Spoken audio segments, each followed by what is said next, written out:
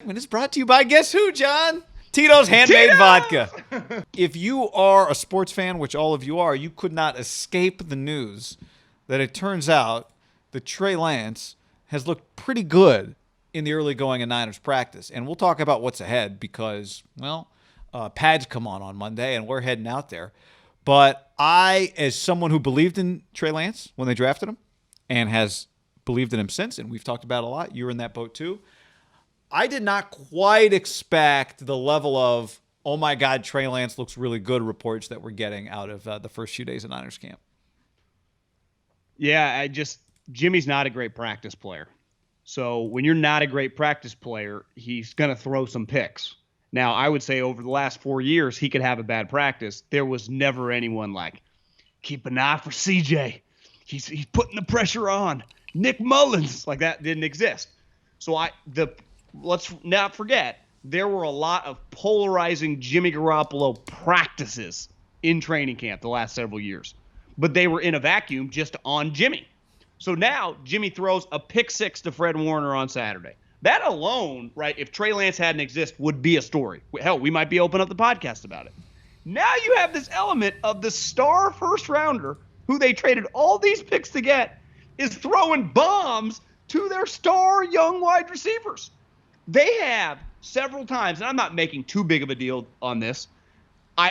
I'm going to assume, Kyle, every tweet that goes out for highlights of practice, Kyle is not like thinking too much about it and honestly might not be involved at all.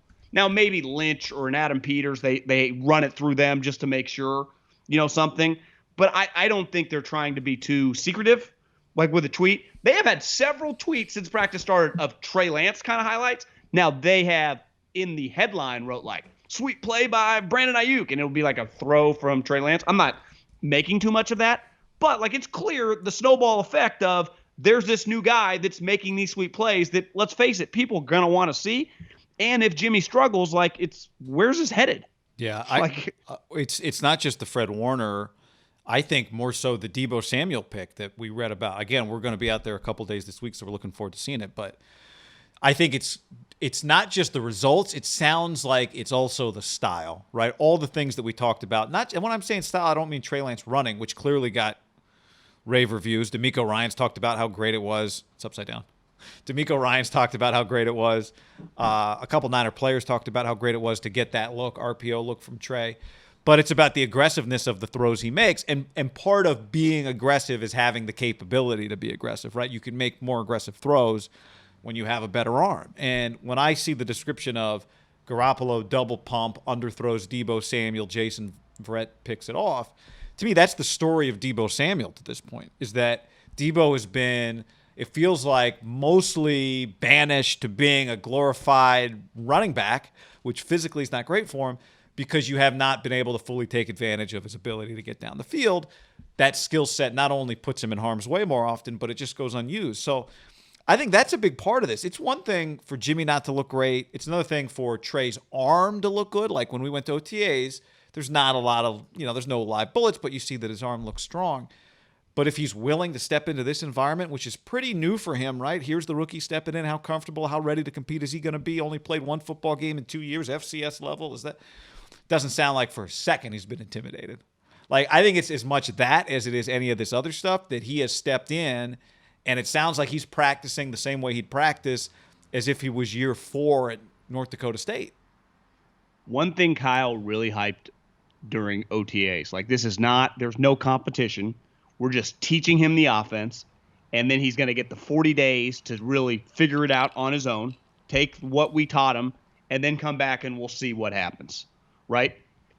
It does feel like he took those 40 days, and I know you did. I definitely did. Got so many DMs from social media scouts like, God, you see Trey posting? He's on the grind. It's like, guys, it feels like every player is, but it is something to be said about a young player taking it pretty seriously, stepping in, ready to roll for an offense that historically can be a little difficult just for quarterbacks in general to just grasp right away. There's a lot going on.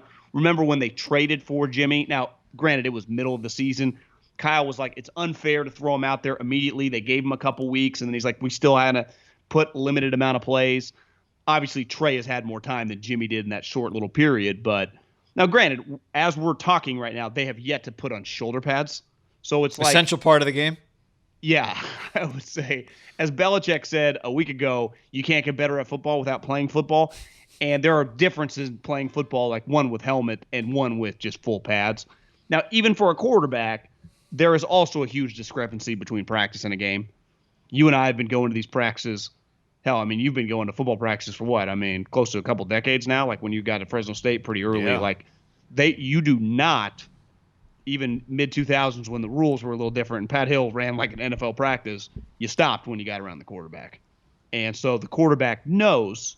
I don't know how long. Like, was there ever a time in like 1982? Was this live bullets for the quarterback? I mean, there had to be a time, right, in the 70s. It had to be, but then you realize really quick we only got like 2 of these guys. They know, though, right? I'm not just talking. Obviously, the defenders know. Except one time, wasn't it Hard Knocks? A quarterback got hit. I think it was Todd Haley in Cleveland, and he freaked out, and they started yelling at each other. Remember, don't touch the fucking quarterback. Yeah. But the quarterback knows that. So, like, when I hear, like, he's stepping up in the pocket, well, yeah. And I'm not trying that to Zach diminish Wilson anything deep that's going ball, on. I saw you retweet. It was a beautiful throw and a great catch by the Jets. What's the name of that new Jets receiver they love? Elijah Moore from Ole Miss, their second-round pick. But I remember the first time I watched the video, I was like, where'd the ball come from? I couldn't even tell like how long he was back. There's like 30 people around Zach Wilson. You know, is that play getting made? When I see something, for example, like a Russell Wilson type play in practice, I haven't seen that, but I'm just saying, like, when I see that, like, I know that's possible, right? If he's scrambling. Herbert, the video where he's kind of scrambling to his right on the move, it's like, I've seen that in games.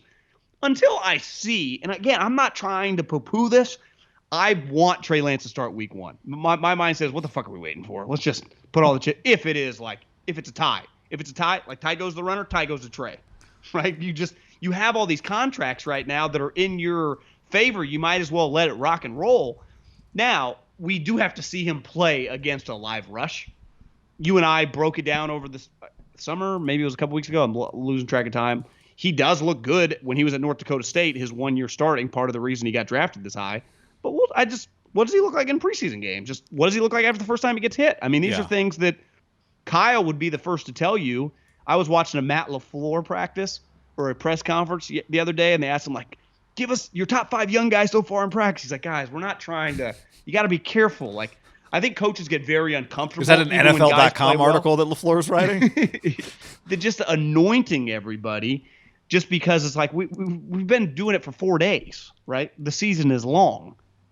Yeah. So it's a balancing act, right? There's no question. And there's an appetite for Trey Lance, too, right? But I people think want him to start week 1, right? If you gave a poll right now, would you want Trey Lance to start week 1 or not? What would the poll be? 99-1, like percent? Yeah, it depends if you got a Garoppolo family member in the poll somehow, if they infiltrated. What would you vote? Yeah, Trey Lance. That's what we all want to see. Yeah. You know, I go back to, you say like tie goes to the runner. I mean, like it doesn't have to be a tie for there to be a competition, right? Trey Lance doesn't have to be as good as Jimmy Garoppolo for Kyle Shanahan then to have a quarterback competition. He just has to prove ready for it. And when I think about what Kyle Shanahan, a couple things. One, and we've talked about this long before the draft, Trey Lance is not a normal rookie walking into Kyle Shanahan's offense. This is not Jared Goff coming to the NFL having never taken a snap from under center. This is a guy who's done many of the things that translate to Kyle Shanahan's offense and had a lot of responsibility put on him by his college coaches. So that's first. Second, and we've talked about this a lot too, you go back to Robert Griffin III's rookie year when, again, a different level of prospect, at least viewed that way coming in based on his college production and where he played. He'd won the Heisman, right? But as a rookie, Kyle Shanahan's offense suddenly became different, and it was game on for RG3. He was the offensive rookie of the year. And I don't think any of this conversation is some of the limitations that Robert has as a passer, Trey Lance has. That's not what we think. That's not what people think. So you wouldn't necessarily, I don't think the belief is you'd have to go full RG3 if you're going to do it and run basically like, you know, versions of 3 different plays, whatever it was. But I think there's a lot there. Having had that experience, right? We're not talking about a coach who is afraid to adjust to a rookie quarterback and is unsure whether or not he can win with a rookie quarterback. You know what I mean? Like, I don't think we talk a lot about who Kyle trusts in terms of players, but I don't think we're talking about a guy who just naturally distrusts a rookie quarterback if that guy's willing to show him that he's ready to play. It's weird to call Jimmy a crutch for Kyle because ultimately Kyle just showed that he's, if anything, he's the opposite because they just went up to get a quarterback in despite of Jimmy. But like having Jimmy does just make it a little easier if you just don't feel quite ready week one. You don't have to force it, right? And also, what's the saying in football? If you have two quarterbacks, you don't have one. Yeah. Now it's been proven it works in college, kind of a little different. Obviously, in the NFL, that's not a formula. You have one quarterback. I do think when you have a completely different skill set with a young guy, you could kind of platoon him in. Like, it could go from not just a play, but like a series, right? And I do think way more options are on the table than, Taysom Hill, Breeze, when Taysom would just come in for a couple plays. And it was clear, like he'd run like a sweep and then he'd run like a play action deep bomb. I think Trey, you could just be like, just give him the series, right? You can do whatever you want. Yeah. Kyle's proven he can do, like, back to RG3, but even with Jimmy, like Jimmy's limping around, just yank him, right? So it's just, I said it from the jump when Kyle made the statement. I guess it was the day before practice started. Like, Jimmy is our starting quarterback. It does not matter what any coach ever says in July, because that is the thing to say, right? Especially because he's not. Kyle coaches are the opposite of. It's not just saying that because he believed it, but too, like, you just don't. A young guy has to earn his stripes, has to earn the respect in the locker room. Right, so it just that's what you say, but that doesn't. And if you're paying Jimmy Garoppolo, you might as well, for sure. But that statement can turn into, well, things have changed in a week and a half because things can change. And who, listen, you don't go to Aaron Rodgers because you think he's going to nail every evaluation, but players do, like, part of his, like, I'm here with these guys. Players do know. Right, Debo's going, God damn, you see this guy throw? Ayuk's like, hey, you see that? Trent Williams going, like, I kind of like blocking for this guy. The defensive players go, oh my God. Fred Warner goes, Coach, I wouldn't want to play against that guy. Yeah. What did you say? Didn't D'Amico say something? Well, D'Amico said two things. One, he was saying that he's like, Fred just reading Jimmy's eyes. But he also said just it's so great for our guys to get these RPO looks from Trey Lance because they face some of that. And so to have a guy who can really run it, is a major benefit to the defense. Let's face it, running quarterbacks have destroyed. Now, they have success in the NFL in general. They've destroyed the Kyle Shanahan 49ers over the years. Even remember the Super Bowl year, Lamar was a problem for them. Yeah. Like, Kyler's been a problem. Even at times I'd say, would you say running or just mobile, right? Like, yeah. That's what, yeah. I don't necessarily even mean running. Like, I'm saying, like, not just the Lamars. But that's a problem for everybody. Yeah. So it's what you need now.